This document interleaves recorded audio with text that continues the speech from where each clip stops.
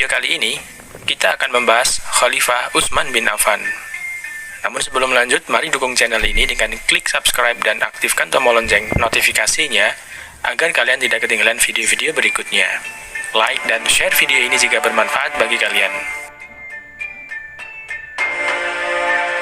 Utsman bin Affan adalah sosok kaya raya dan dermawan. Ia lahir dari keluarga yang kaya dan berpengaruh dari suku Quraisy, silsilah Bani Umayyah. Utsman bin Affan merupakan seorang as-sabiqun al-awwalun dari golongan konglomerat pertama. Kepribadian jujur, dermawan, dan sangat rendah hati membuat ia dinikahkan dengan dua anak Rasulullah, yaitu Ruqayyah dan Ummu Kulsum. Ruqayyah wafat setelah Perang Badar, lalu dinikahkan dengan Ummu Kulsum, putri Nabi yang lain. Ia dijuluki Zunnurain atau sang pemilik dua cahaya karena beristri dua putri Nabi Shallallahu Alaihi Wasallam. Utsman bin Affan diangkat sebagai khalifah pengganti Umar bin Khattab pada awal Muharram tahun 24 Hijriah atau 644 Masehi. Sebelumnya, Khalifah Umar bin Khattab telah menetapkan 6 orang sahabat untuk bermusyawarah memilih khalifah di antara mereka. 6 orang tersebut adalah Utsman bin Affan, Ali bin Abi Thalib, Zubair bin Awam, Tolhah bin Ubaidillah, Abdurrahman bin Auf, dan Sa'ad bin Abi Waqqas. Mereka sepakat memilih Utsman bin Affan. Latar belakang Utsman dari keluarga Umayyah yang cukup berpengalaman soal tata negara sebelum datangnya Islam sangat berpengaruh terhadap pemerintahannya. Contoh lain dari keluarga Umayyah yang telah lebih dulu menjabat sebagai gubernur Syam adalah Muawiyah bin Abu Sufyan. Ia sukses dalam menjadikan Syam sebagai tulang punggung kekhalifahan Islam. Di masa Utsman, Muawiyah tetap dipertahankan untuk menjadi gubernur Syam. Lalu ia menunjuk saudara sepersusuannya, Abdullah bin Sa'ad sebagai gubernur Mesir. Lalu sepupunya yang lain ditunjuk di Irak, yaitu Abdullah bin Amir di Basrah dan Sa'id bin Al-As di Kufah. Tentu saja, Utsman bin Affan memiliki alasan yang kuat mengangkat keluarganya untuk menjadi gubernur. Ia berharap keturunan Umayyah akan bekerja dengan baik di Mesir seperti halnya di Syam. Utsman bin Affan melanjutkan langkah dan penekanan Umar bin Khattab pada militer, di mana Utsman memerintahkan pembangunan armada angkatan laut pertama dalam sejarah Islam. Tujuannya menggagalkan setiap serangan balik dari Kekaisaran Bizantium. Dalam pembangunan armada kapal tersebut, gubernur Syam dan Mesir saat itu dibantu oleh keterampilan orang Kristen lokal.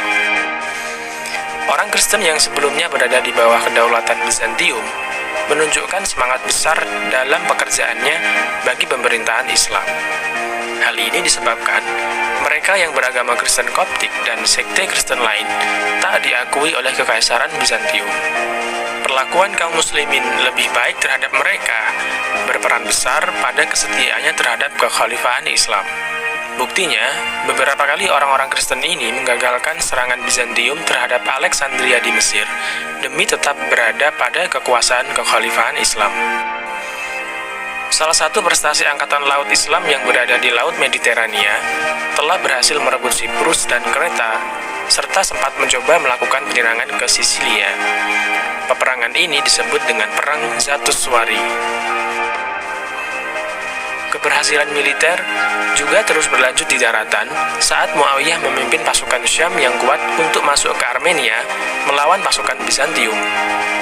Daerah pegunungan Anatolia yang diisi sebagian besar penduduk Yunani menjadi batas alam antara masyarakat Bizantium dan Muslim, terbentuk di sekitar batas modern Turki dan Suriah sekarang. Lebih jauh ke timur, pasukan Muslim terus memaksa masuk ke jantung Persia. Di bawah pimpinan Abdullah bin Amir, penaklukan sisa kerajaan Sasanid tak secepat penaklukan daerah Irak. Di sana, masyarakatnya lebih homogen dan lebih terhubung dengan pemerintahan Sasanid. Akibatnya, perang tersebut memakan korban yang lebih banyak dari pasukan Muslim. Akan tetapi, kemenangan Muslimin di Perang Qadisiyah dalam masa Umar bin Khattab sebenarnya telah mengakhiri nasib kerajaan Sasanid.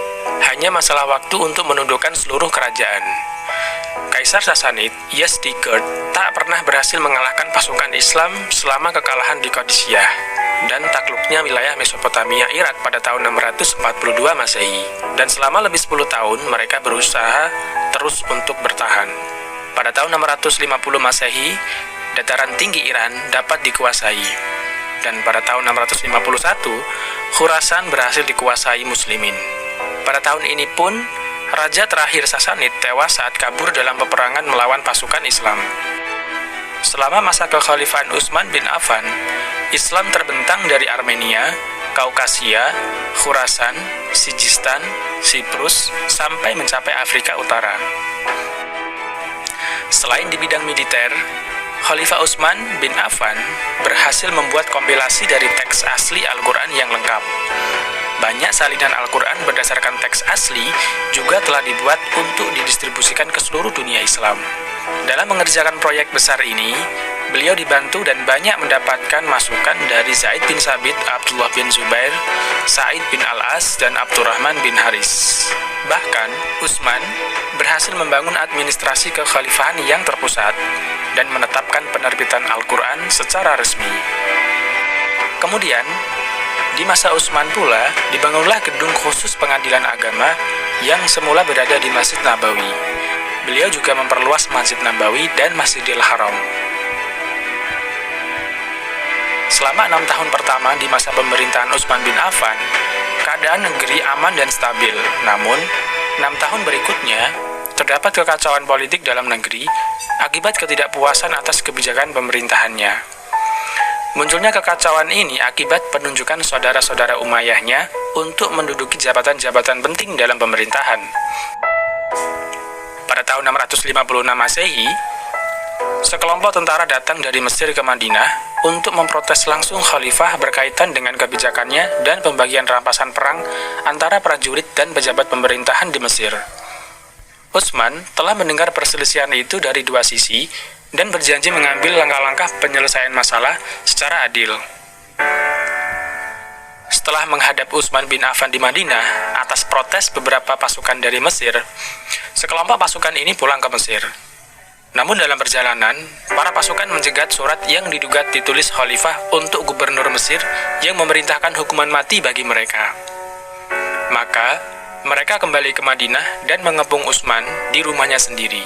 Meskipun menghadapi bahaya kematian, Utsman bin Affan menolak memerintahkan penduduk Madinah mempersenjatai diri dan melawan para pemberontak. Utsman bin Affan bahkan mencegah sepupunya Muawiyah untuk mengirim pasukan melindungi sang khalifah agar tak terjadi pertumpahan darah di Madinah. Banyak sahabat yang menentang pemberontakan ini, tetapi mereka tak berdaya menghentikannya. Akhirnya, kekacauan benar-benar terjadi di Madinah. Para penduduk Madinah hanya bisa tercekam ketakutan menyaksikan para pemberontak memaksa masuk ke rumah Utsman bin Affan dan membunuhnya saat sedang duduk membaca Al-Quran. Khalifah Utsman bin Affan wafat terbunuh oleh para pemberontak. Dunia Islam gempar atas peristiwa tragis di Madinah yang merenggut nyawa sang khalifah. Peristiwa inilah yang nanti akan menjadi momok perpecahan pertama dalam sejarah Islam. Para pemberontak yang menguasai Madinah menunjuk sendiri khalifah barunya. Mereka menunjuk Ali bin Abi Thalib, sahabat, sepupu sekaligus menantu Nabi Shallallahu Alaihi Wasallam. Ali bin Abi Thalib yang teguh mempertahankan kehormatan dan keadilan sebagaimana para sahabat terdekat Nabi, menolak ditunjuk oleh orang-orang yang memberontak terhadap Khalifah Utsman. Namun, tokoh-tokoh utama lain di Madinah meyakinkan Ali agar menjadi khalifah, mengingat bahwa dirinya adalah sosok yang paling memenuhi syarat dan paling mampu untuk mengembalikan persatuan di dunia Islam. Dan akhirnya, Ali bin Abi Thalib naik menjadi khalifah pengganti Utsman bin Affan.